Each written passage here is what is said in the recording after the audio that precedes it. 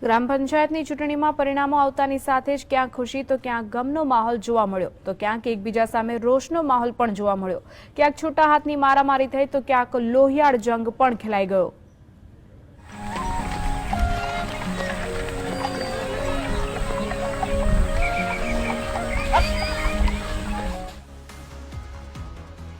બનાસકાંઠાના દિયોદરના ફાફરાડી ગામે જૂથ અથડામણની ઘટના બની.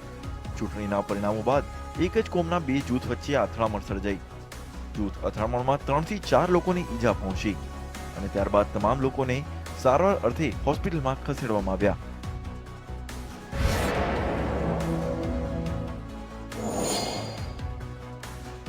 તો પારડી તાલુકાના ખોંટેજ ગામના વિજેતા ઉમેદવાર પર હારેલા ઉમેદવારે હુમલો કરતા 3 લોકો ઘાયલ થયા, જે ઘાયલોને પારડીની કુરેશી હોસ્પિટલમાં દાખલ કરવામાં આવ્યા. રેલી સમયે હાર પચાવી ન શકેલા હારેલા ઉમેદવારે વિજેતા ઉમેદવાર સહિત 3 ઉપર હુમલો કરી મારામારી કરી, જે બાદ પોલીસ કાફલો ખડકી દેવાયો હતો.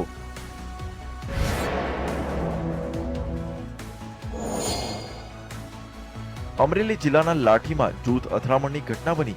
સવારે થયેલી સામાન્ય એવી રકઝક બાદ સાંજે આ ઘટનાએ ઉગ્ર સ્વરૂપ ધારણ કર્યું.